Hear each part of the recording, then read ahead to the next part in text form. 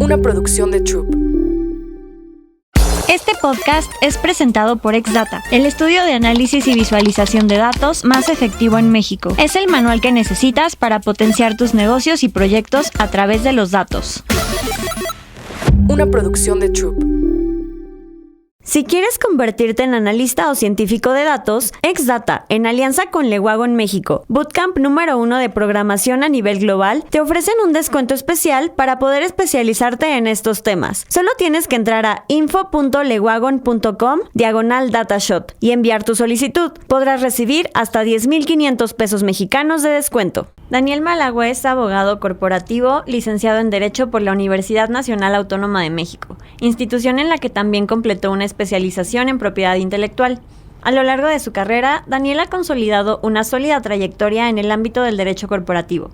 Sus habilidades y conocimientos se centran en temas de compliance, derechos de autor, propiedad intelectual, derecho de privacidad y protección de datos. Actualmente, Daniel forma parte del equipo de Capital Digital, una empresa de medios digitales en la vanguardia del sector publicitario. En esta posición, contribuye de manera fundamental al crecimiento y fortalecimiento de la empresa, garantizando el cumplimiento normativo y la protección de los activos intelectuales. Sus áreas de interés reflejan su compromiso no solo con el derecho corporativo, sino también con el desarrollo de estrategias de cumplimiento y la protección de datos, así como de propiedad intelectual. Una producción de Troop. Bienvenidos a DataShot. Hola Daniel, bienvenido a DataShot. Hola, Qué mucho emoción gusto. tenerte por acá. Muchas gracias por la invitación y pues muy contento de que me hayan invitado. Qué bueno, pues es que este es un tema del que no habíamos hablado nunca, entonces la verdad me emociona muchísimo todo lo que vamos a aprender el día de hoy, porque creo que hemos tocado temas que implican, bueno, voy a spoilar un poco de qué vamos a hablar, que es como de la parte legal. Sí. Así que creo que hemos tocado temas que, no sé, tienen que ver con estas cositas legales que hay que cuidar a la hora de tratar datos, etcétera. Entonces, qué cool que por fin vamos a tener respuestas a esas preguntas. Y pues tal cual me gustaría iniciar preguntándote qué haces en tu día a día como abogado en Capital Digital. Pues mira, en Capital Digital yo me encargo de varios aspectos, la parte de compliance, la parte corporativa, la parte de privacidad de datos, que es súper importante, y también la parte de propiedad industrial. Esto implica también derechos de autor. Entonces, si te das cuenta, tengo una posición que ve varias áreas y justo todas se entrelazan, porque al final hay un cumplimiento normativo que se debe llevar para darle buenas prácticas a la empresa, ¿no? En teoría se podría decir que eso es lo que hago. Ok, qué interesante. Así que queda muy claro el por qué estás aquí el día de hoy. Y pues ya adentrándonos como mucho más al tema, te quiero preguntar, ¿cuál es el papel del abogado especializado en privacidad de datos en la era de la inteligencia artificial? Pues mira, es sumamente importante para las empresas contar con un abogado en este tema, porque, pues como bien sabes, la inteligencia artificial va avanzando a un ritmo descontrolado y entonces las leyes, el proceso legislativo no llega a emparejarse con este tema. Uh-huh. Entonces, tenemos que emplear herramientas que no están tal vez reguladas por un marco legal, pero sí es importante tener clara la privacidad de los datos, ¿no? Y a través de inteligencia artificial, que muchas veces esto va ligado también de la ética, ¿no? De cuál es la finalidad que se van a utilizar tus datos, la inteligencia está controlada o no está controlada y cuál es el parámetro que tiene, ¿no? Sí. Entonces, es bien importante implementar procesos, implementar directrices para saber cómo vamos a operar a través de la inteligencia artificial. Claro, sí, y también entra como muchísimo este tema de la ética, ¿no? O sea, cómo claro. se relaciona esta parte ética con el uso de la inteligencia artificial y con la protección de la privacidad de datos dentro de las empresas.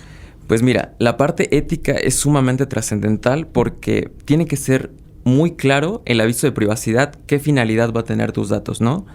Es decir, si yo te comparto información sensible de mi empresa, de mis clientes, yo tengo que tener la confiabilidad de que tú lo vas a tratar con la misma secrecía que yo tengo la tuya. Y esto nos da un parámetro para entender qué líneas de ética va a cubrir.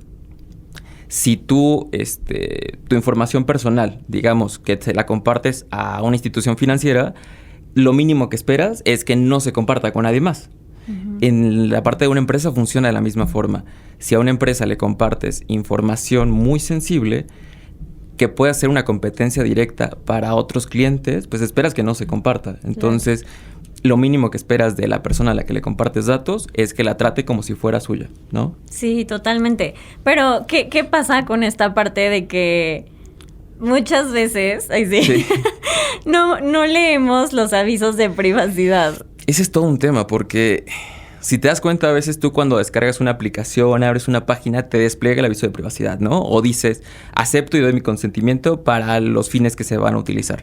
Pero si tú no lees, es sumamente probable que vayas a caer en que se ocupen para otras finalidades. Incluso lo podría mencionar el aviso, ¿sabes? Sí. Pero si tú no pones atención a decir, oye, esto lo mencionaba, pues va a haber un tema porque no se están tratando los datos mal, porque te avisaron qué se iba a hacer con ellos. Entonces ya es tu responsabilidad completamente. Claro. Y es que algo que platicábamos en el evento de lanzamiento, que ya hemos tocado el tema en otros episodios. Claro. Pero es que como que sí hay muchos huecos dentro de ese tema de los avisos de privacidad, ¿no? O sea, uno, que son larguísimos Sí. y que casi nadie los lee.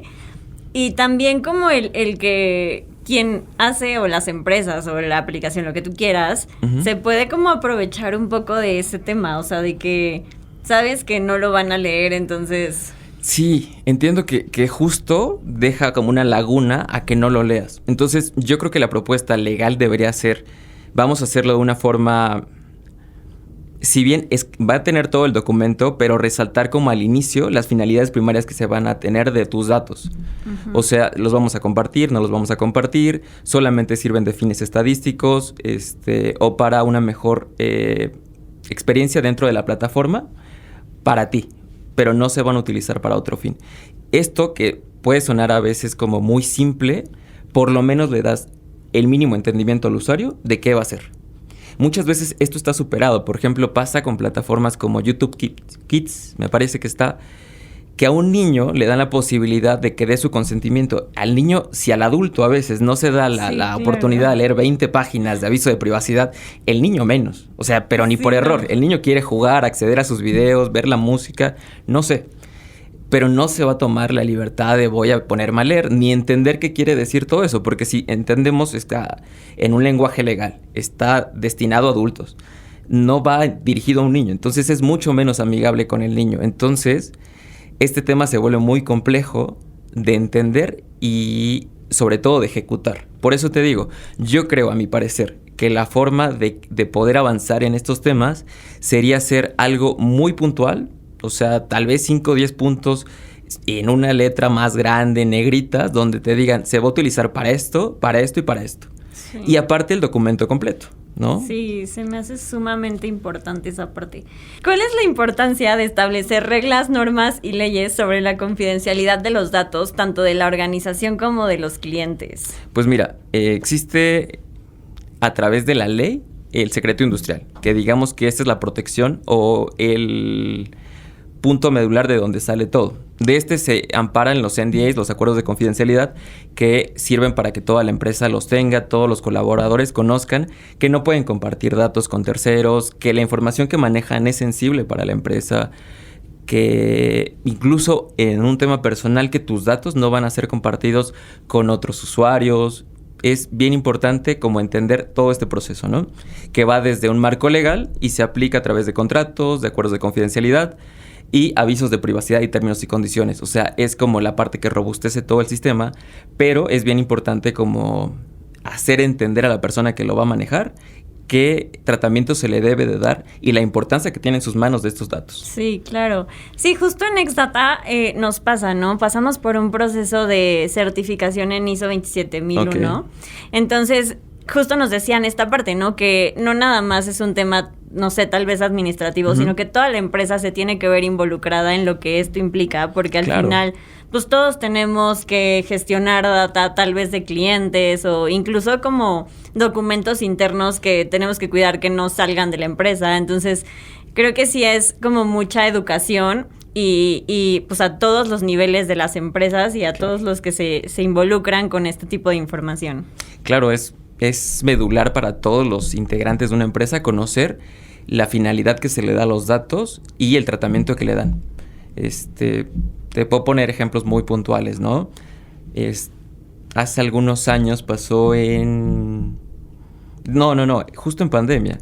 El tema de un filtro que te hacía envejecer, no sé si te acuerdas. Ajá. Bueno, había un aviso de privacidad y términos y condiciones de cuando tú metías tu foto ahí. La gente no lo leía. Claro. Pero se podía utilizar, dentro del documento decía que lo podían utilizar para otros fines, que no nada más era como entregarte tu foto de viejito, sino que podían ocuparla para más fines. Entonces, no sé, si mañana ves en Europa una campaña publicitaria que tenga tu cara y tú podrías pedir una demanda porque están ocupando tu cara y lucran con ella.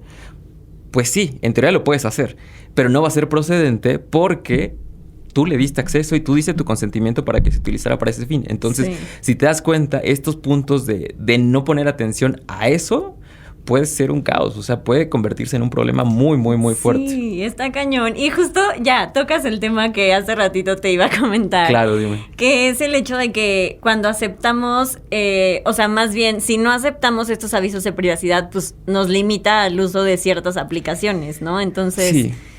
¿Qué pesa más? O sea, ¿qué queremos? Creo que también esa vez se platicaba que tal vez, o sea, podríamos pensar que no tenemos mucho control, ¿no? De que justo decimos, no, pues no acepto, o sea, como que no acepto estas condiciones, pero me privo de utilizar la aplicación.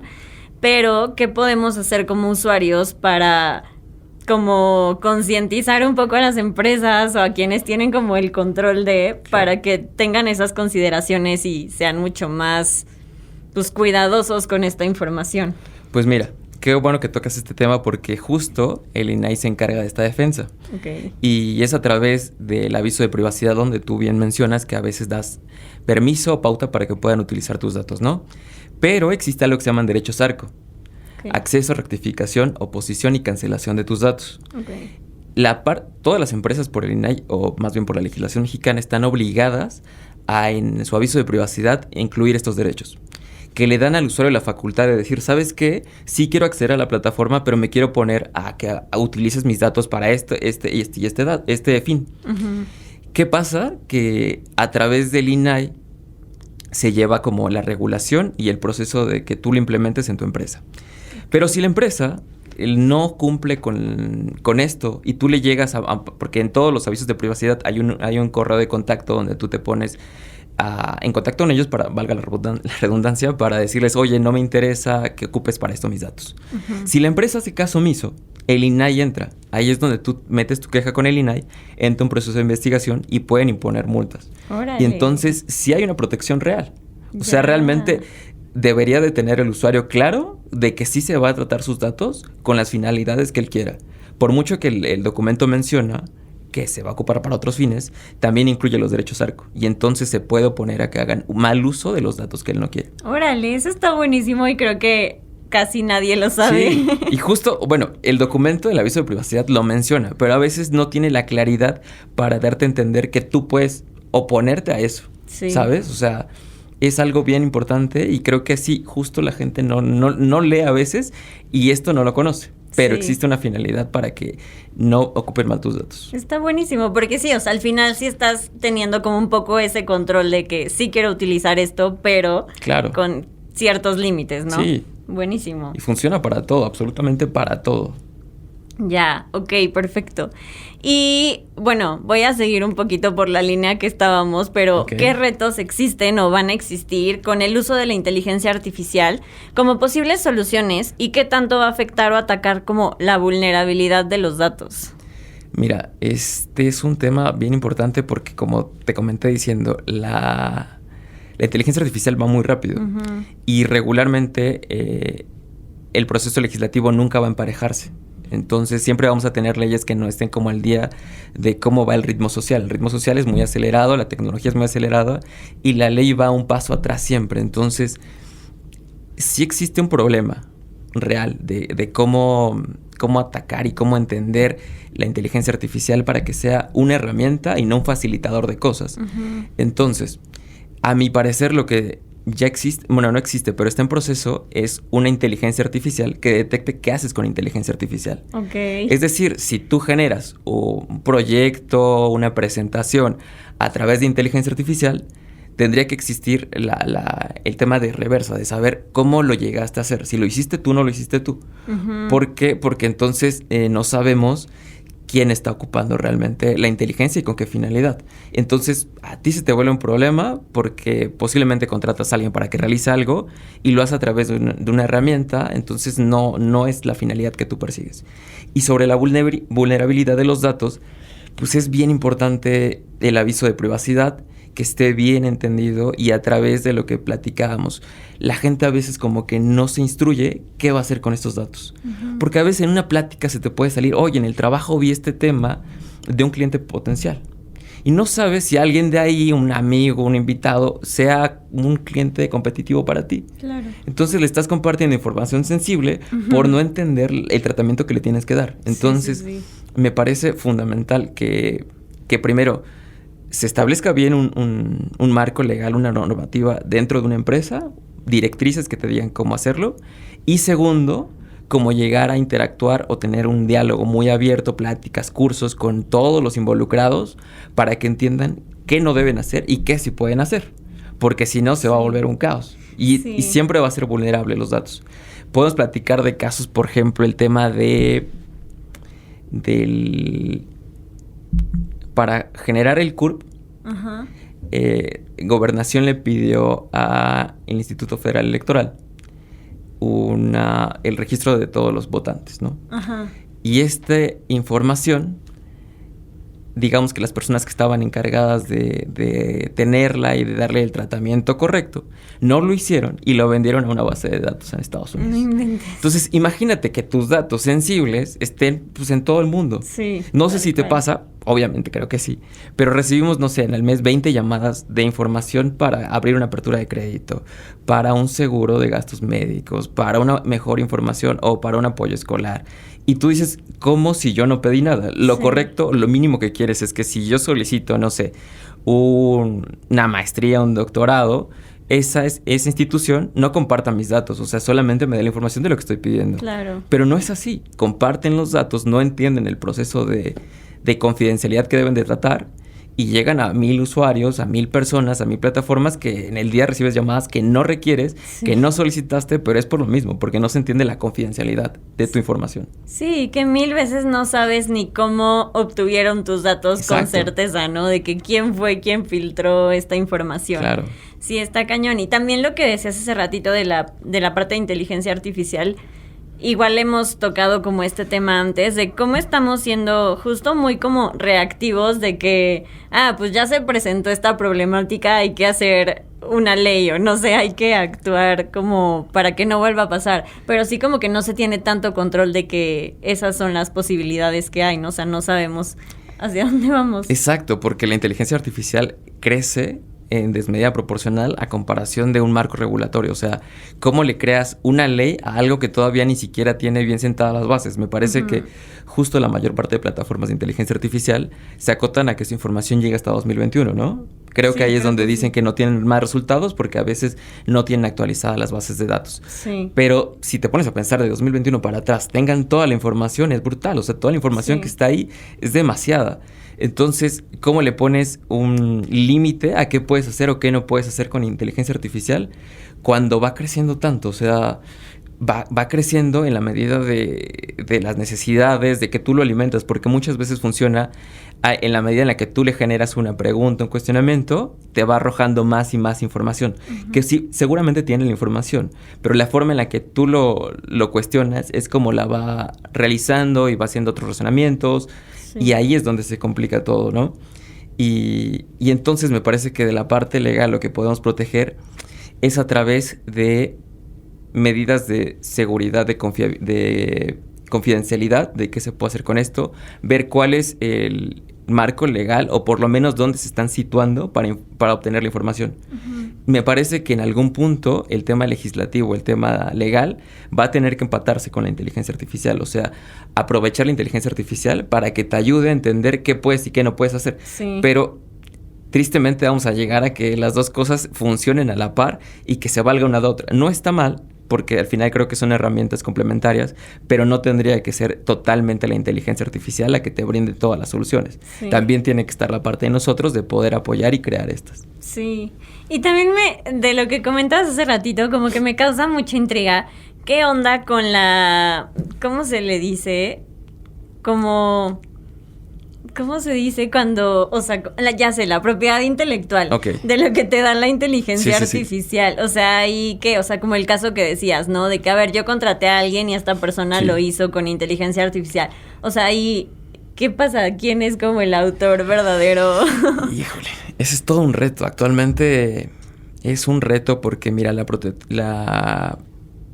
ley de protección de información de propiedad intelectual, como tal, generas tú un documento, un proyecto, arte, esto en la Ley Federal de Derechos de Autor, y se tiene que plasmar en físico, pero no te dice que te puedes o no valer de herramientas para hacerlo. Uh-huh. Entonces se vuelve un problema realmente fuerte que la autoridad va a tener que dirimir a través de su juicio si es o no susceptible de que sea de apropiación tuya. O sea, de que tú lo hiciste, de que tú seas el titular.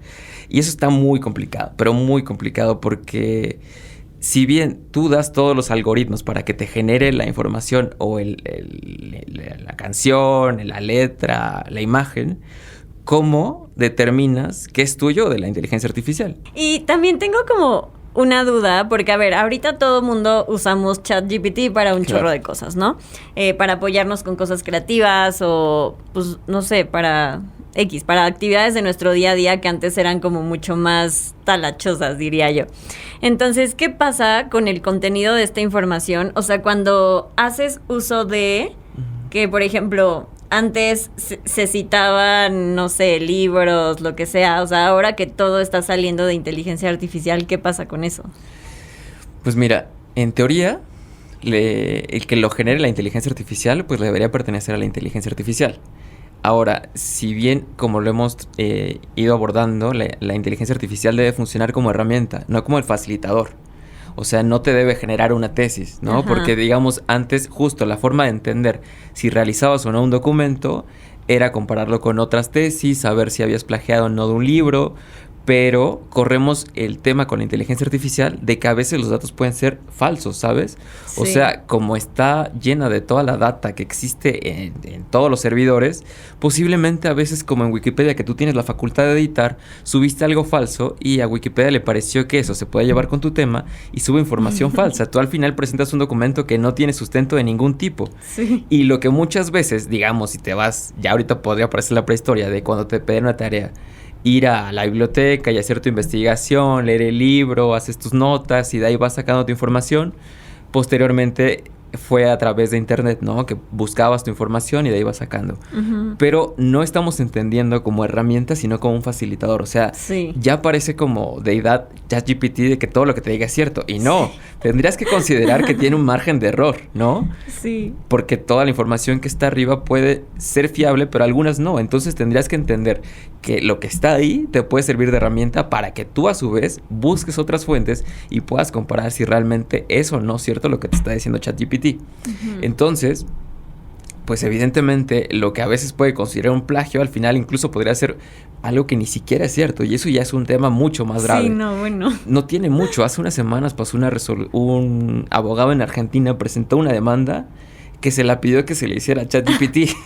No entonces, ChatGPT inventó declaraciones para generar una demanda muchísimo mejor estructurada.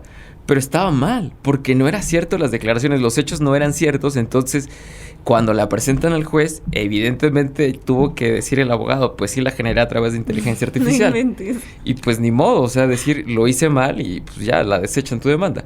Pero es el riesgo que se corre, el entender que es un facilitador y no una herramienta. Y esto va a pasar en muchas otras cosas.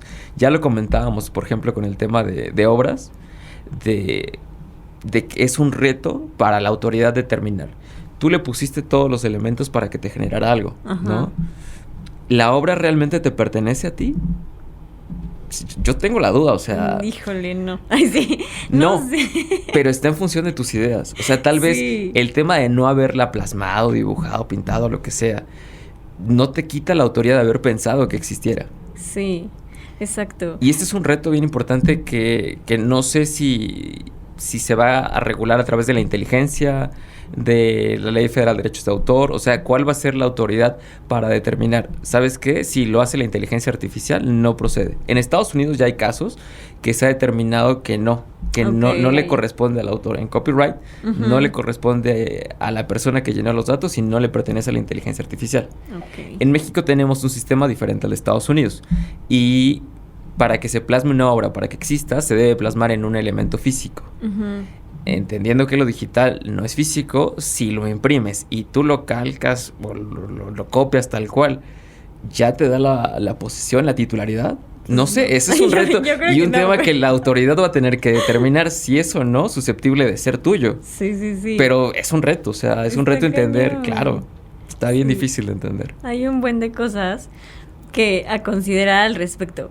Pero, bueno, ya como viéndolo desde otra perspectiva, porque, digo, ahorita hablamos mucho acerca de inteligencia artificial y demás, pero como viéndolo desde el punto de vista de Exdata, también me gustaría como entender cómo pueden los abogados en el área de privacidad de datos trabajar en conjunto con, por ejemplo, equipos de análisis de datos o de tecnología en general para garantizar justo como la conformidad legal y ética de la información con la que están tratando. Mira, primero que nada, lo que hemos dicho, el acuerdo de confidencialidad es importantísimo que todos lo tengan dentro.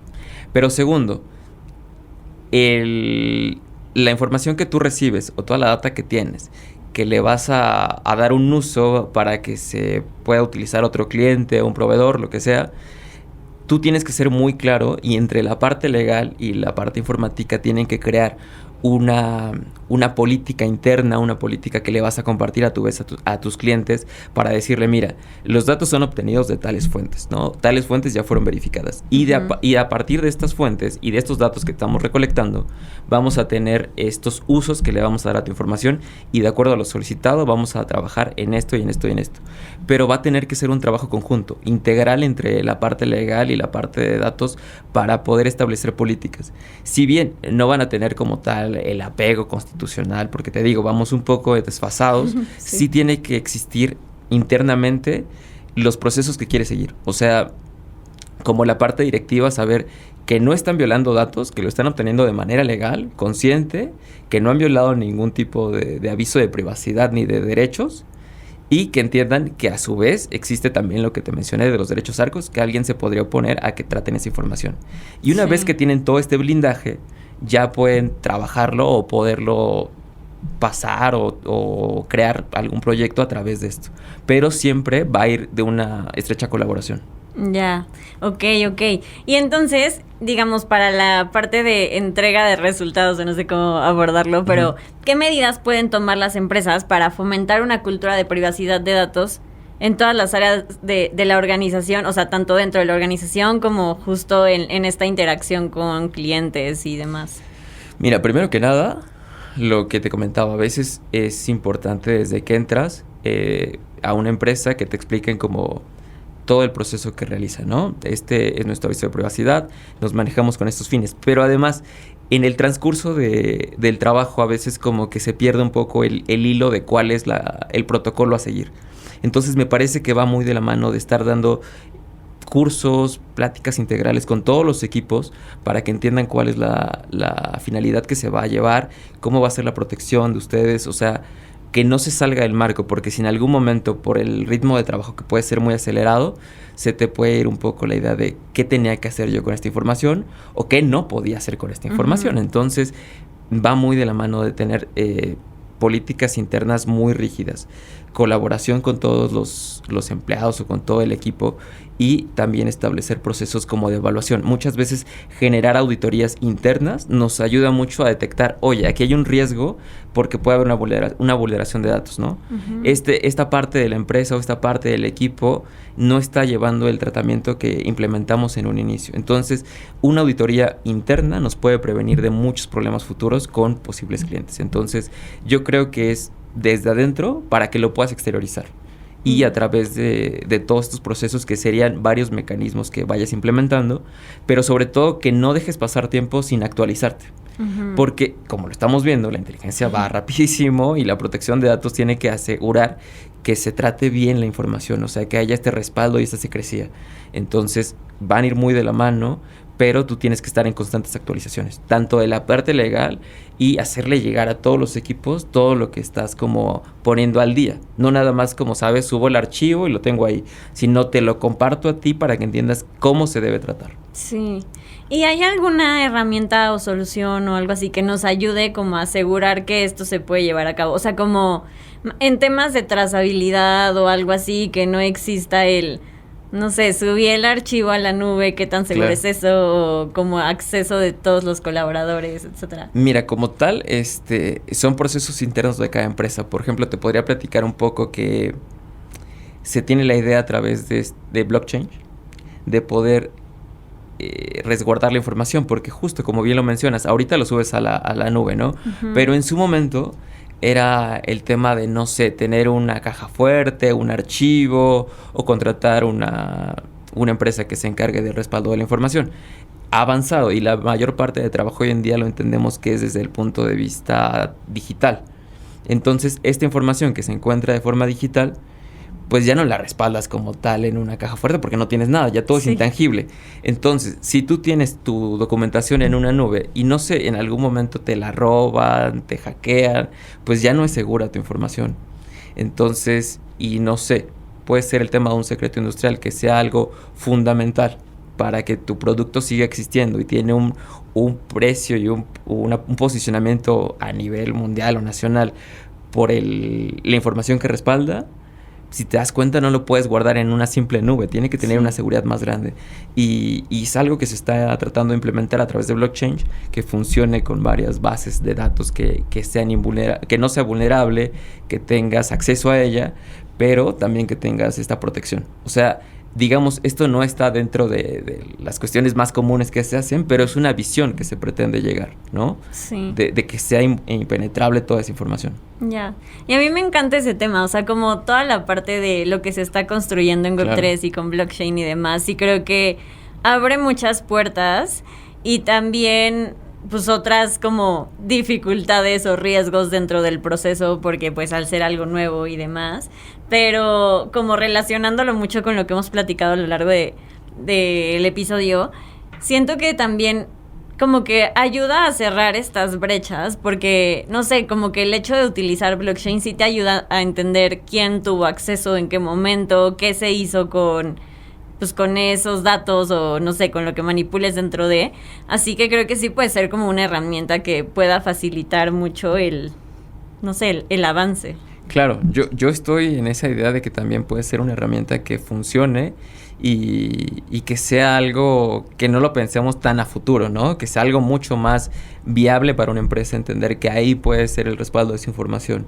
Digamos, es como ir tratando de funcionar en la medida en la que va funcionando la tecnología y así tener tu privacidad completamente segura. Porque digamos que hoy en día lo que más te importa es que exista una confidencialidad, pero también que exista seguridad de estos datos. Sí. Y estas tecnologías me parece que es la forma correcta o estar al día con el tema. O sea, que funciona bien. Buenísimo. Muy bien, Daniel. Pues ahora vamos a pasar a las preguntas concretas, que son 2 preguntas que le hacemos a todos nuestros invitados. Okay. Y la primera es, si pudieras crear un producto con inteligencia artificial que solucionara algo en tu vida, ¿qué crearías? Ok.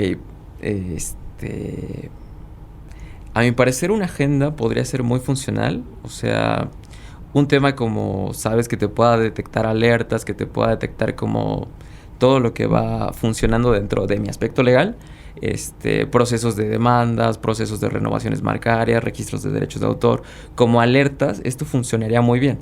No como tal que sea una automatización de que lo genere por sí mismo, porque ahí entonces pues pierde el valor que le das tú, ¿no? Agregado como abogado. Pero sí me parece que podría ser una buena herramienta así. Y justo entenderlo como una herramienta que muchas veces te funcione para que de ahí entiendas tú cuáles podrían ser unas directrices o algunos otros elementos que se te estén escapando, ¿no? Está buenísimo, sí. Aparte me encanta que como que dentro de cada área hay como cosas que pensamos que pueden como sumarnos, entonces siempre hay respuestas muy diferentes.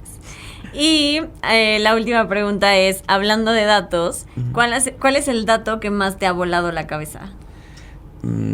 A mí en lo particular lo que me parece impresionante, por ejemplo, es cómo todos los datos que nosotros compartimos día a día, o sea, en redes sociales, aplicaciones, o sea, porque mínimo al día, ¿qué te gusta? Ocupas 6, 7 aplicaciones o más.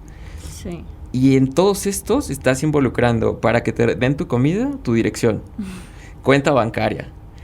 En tus redes sociales compartes fotografías, cosas íntimas, preferencias, gustos. Compartes demasiada información con el sistema día a día. O sea, todos los días estamos compartiendo dónde estamos, qué hacemos. O sea, realmente estamos completamente digitalizados. Y creo que eso es bien importante, entender cómo se usan estos datos y como responsablemente que entiendas que puede haber una vulneración de los mismos. O sea, hasta cierto punto entender que vamos avanzando muy a la par de la tecnología, pero también como hacer conciencia de que a veces no es tan sano, ¿no? A veces es como un poquito, híjole, tengo toda mi vida ahí. Sí, cañón. Cuando ves tu teléfono dices, aquí le comparto todo, o sea, realmente ahí está mi vida. Sí, y eso es algo muy complicado de entender, o sea, como que si lo ves en retrospectiva, no sé, cuando estabas niño, cómo era tu vida sumamente diferente, es bien extraño cómo te vuela la cabeza decir, wow, o sea, hoy en día todo está en mi celular. Sí. Si no tengo celular un día, wow, o sea, ¿qué hago de mi vida? Exacto, de que mi trabajo. No te sabes el teléfono de nadie, no sabes llegar a los lugares, o sea. Se vuelve todo caótico, realmente es bien complicado. Justo yo me sabía varios teléfonos de chiquito, hoy en día me sé el mío y ya, o sea, ni uno más. Ya sé, está cañón. Pues Daniel, muchas gracias. La verdad es que sí, creo que resolviste muchísimas de las dudas que han salido a lo largo de los episodios. Y pues aprendimos demasiado. Yo me quedo muchísimo con la parte de los derechos ARCO. Creo que voy a leer más los avisos de privacidad. Pero mil gracias por compartir con nosotros. ¿Y dónde te podemos encontrar? ¿Dónde podemos saber más acerca de ti, de lo que haces? Pues me pueden encontrar en cualquier red social como Daniel Malago. Ahí estamos, LinkedIn, Facebook, todo, Twitter. Ahí estamos para cualquier duda, aclaración o comentario que quieran hacer. Con gusto los podemos apoyar. Vale, muchas gracias. Gracias a ustedes. Nos vemos en el próximo episodio de DataShot. Comparte este episodio y no olvides seguirnos en todas nuestras redes sociales, @DataShotMX. Danos 5 estrellas en Spotify para que más personas nos encuentren y sigamos transformando datos en activos. Yo soy Lilian Cuesta y nos vemos en el próximo episodio.